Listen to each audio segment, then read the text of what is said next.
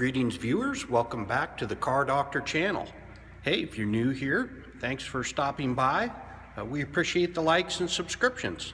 Anyway, today we got a 01 F150 and we're going to be doing the upper control arms and lower ball joints. This is a four-wheel drive model with torsion bar front suspension. So we're going to do upper control arms, we're going to press out the lower ball joints, service those. We're also going to, while we're in there, replace brake rotors and pads, and we're replacing the sway bar in-link on both sides. The left front here has a broken sway bar in-link. We're going to replace that while we're in there. I'm just going to show you the left side, and of course that's pretty much a mirror image of the right, although the upper control arm is a different part number.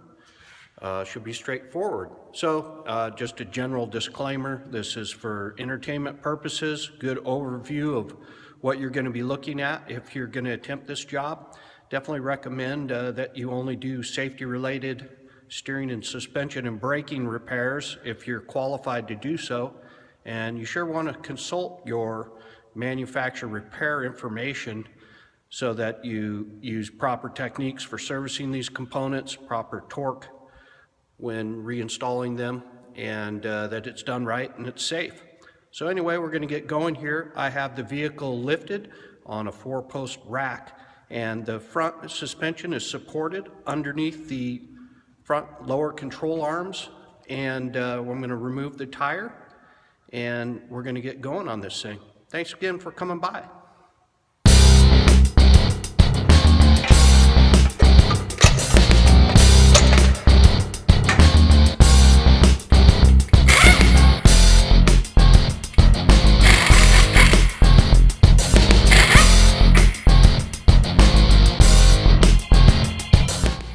Now I'm going to remove the front outer axle shaft retaining cotter pin and retainer.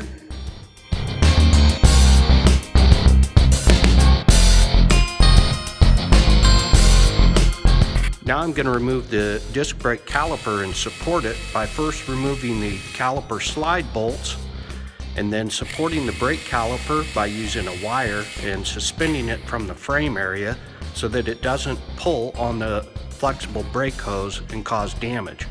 Then I'm going to remove the inner caliper mount by removing the 2 bolts that attach it to the knuckle.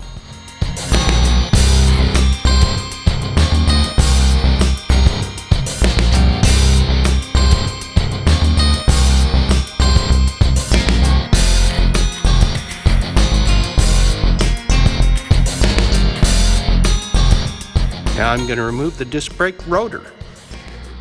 Now I remove the axle shaft retaining nut and also the outer tie rod end retaining nut.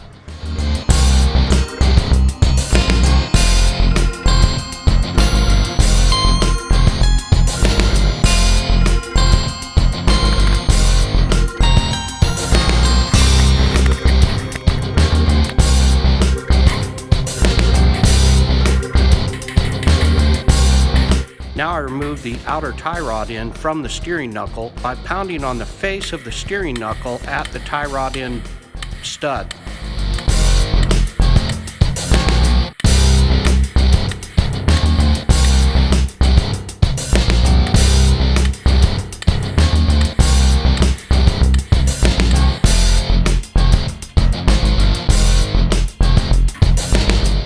Before I disconnect the knuckle from the ball joints, I drive the axle shaft back in to allow for removal. In this case, the axle shaft is pretty much stuck in the hub and it required a lot of force to drive it back out. Occasionally you'll run into an axle shaft that's absolutely frozen into the hub. In cases where the axle shaft is completely frozen into the hub and you cannot remove the hub from the axle shaft, you can remove the inner axle shaft retaining bolts and remove it as an assembly. It requires a little bit of finagling to get the proper angle to get it removed from the lower ball joint, but it can be done. Now I'm going to remove the cotter pins and the upper and lower ball joint stud retaining nuts. I'll also disconnect the wheel speed sensor wiring harness at this time and set it aside to allow for removal of the knuckle assembly.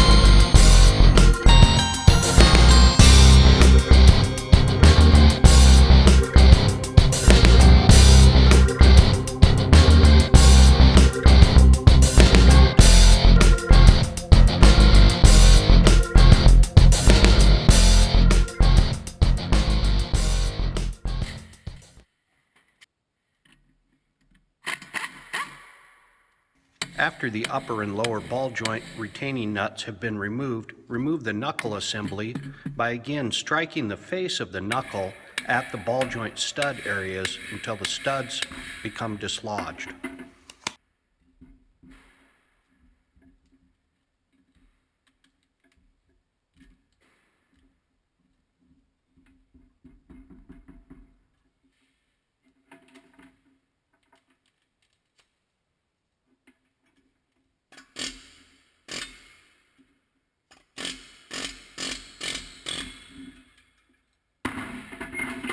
After removing the knuckle assembly, remove the outer snap ring from the lower ball joint. Now remove the lower ball joint by either using a ball joint press, or in this case, I'm going to use a hammer, but being careful not to hit the outside face of the ball joint so that it won't go through the recessed area at the lower control arm. Now remove the upper control arm retaining bolts, but also take note of the position and angle of the upper control arm, as this is necessary for reinstallation.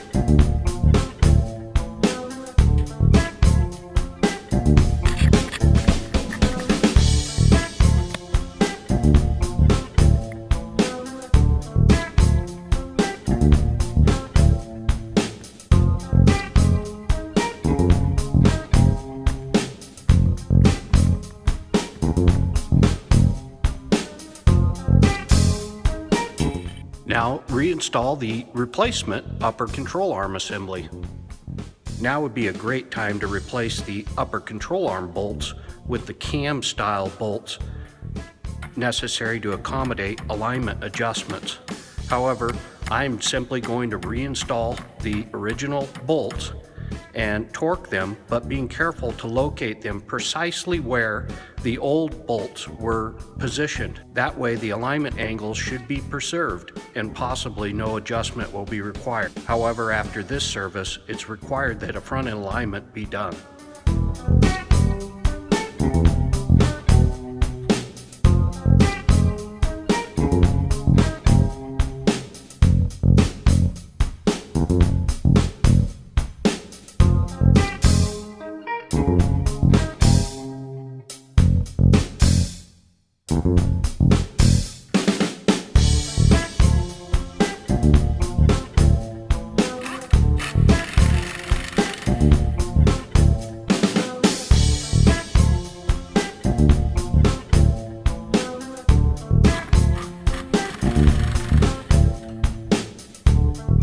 Now, using a ball joint press, install the replacement lower ball joint.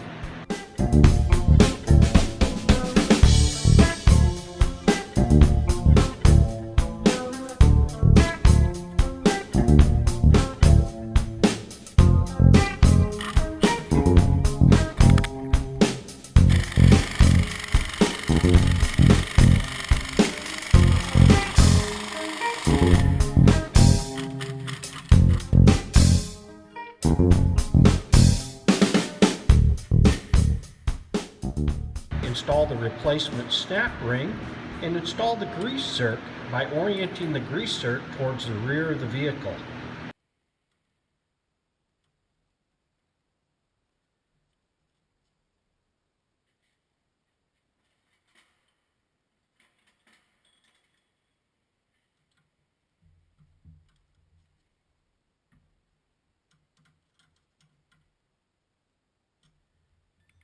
I'm going to take this opportunity while it's accessible to remove the broken sway bar end link from the vehicle.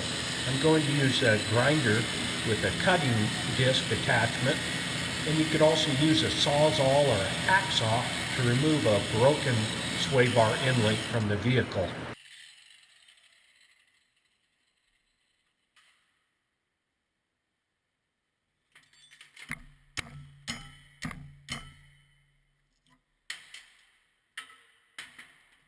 Now I'm going to reinstall the steering knuckle.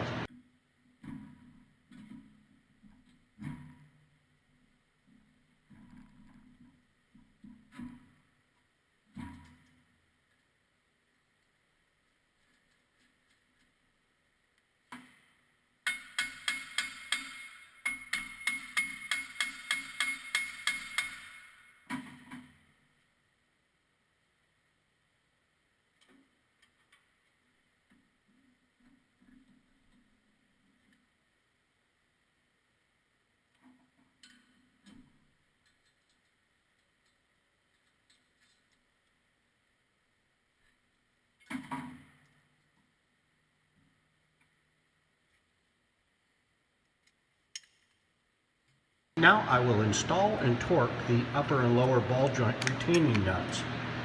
Torque to the lower end of the torque specifications, and then tighten to align the cotter pin hole. Never back off the nut to align the cotter pin hole. Always tighten it.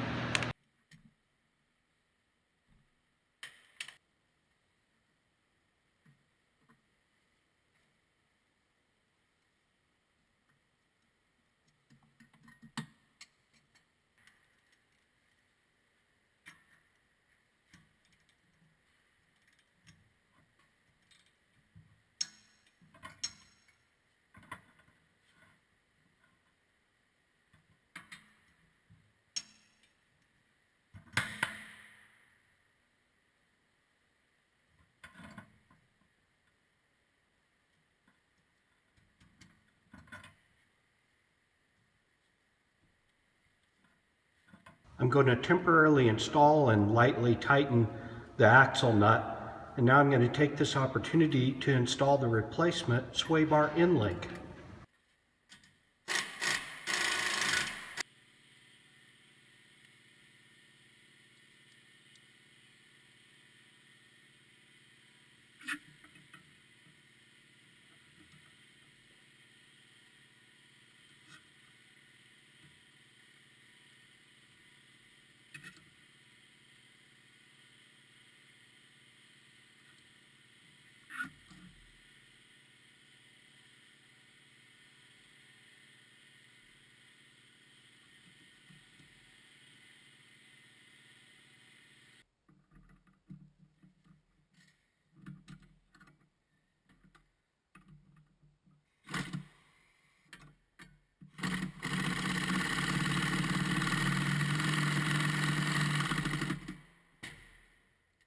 Now I'm going to install the replacement brake rotor.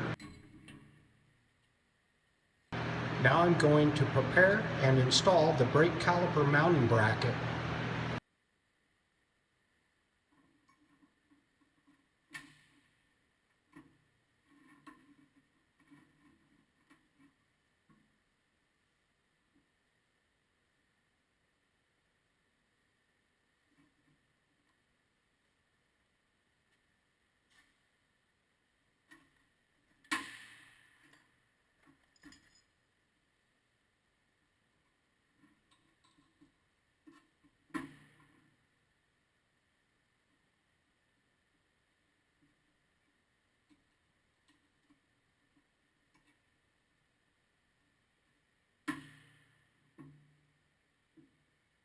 I'm going to apply a small amount of blue Loctite on the caliper mounting bracket bolts Then install the mounting bracket and torque properly.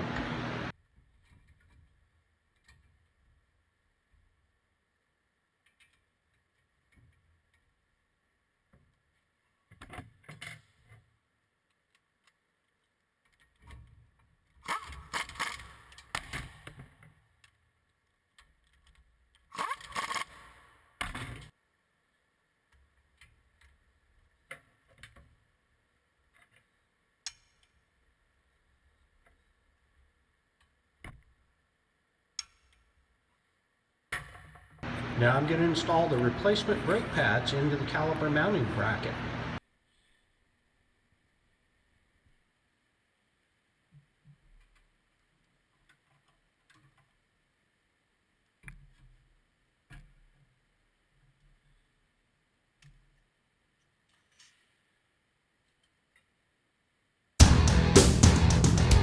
Now I'm going to compress the caliper pistons.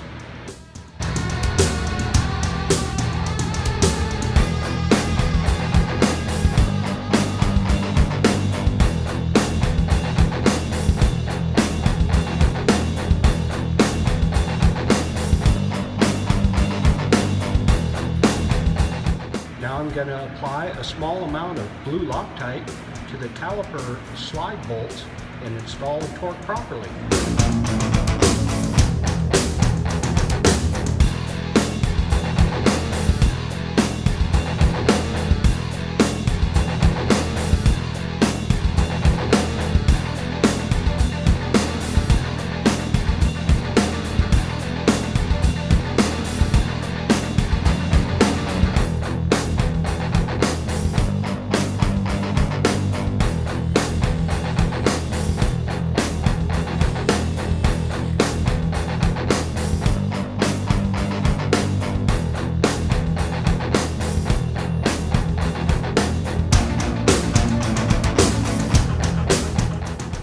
Now route and reconnect the ABS wheel speed sensor wiring.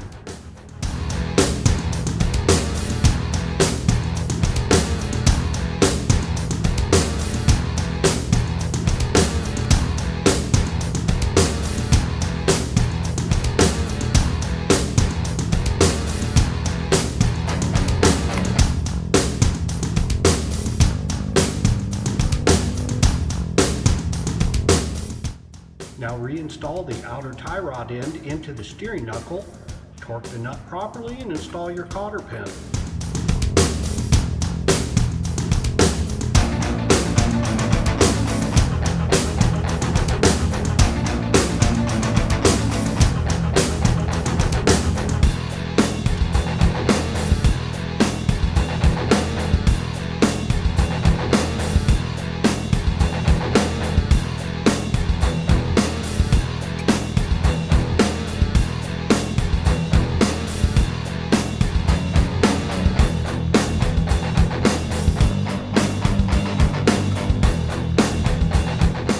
Apply a couple pumps of grease into both grease zerks.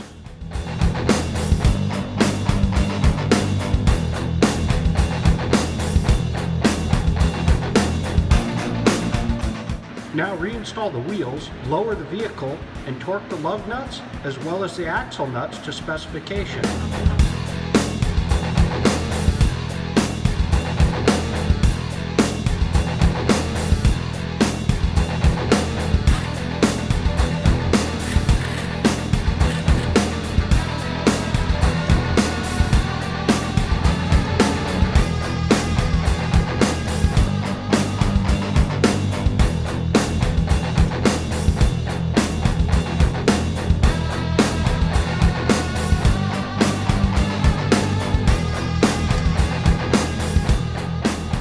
Driving the vehicle, be sure to pump the brake pedal until the pedal becomes firm in order to extend the caliper pistons and avoid a falling brake pedal should you put it in reverse and back away without pumping it up first.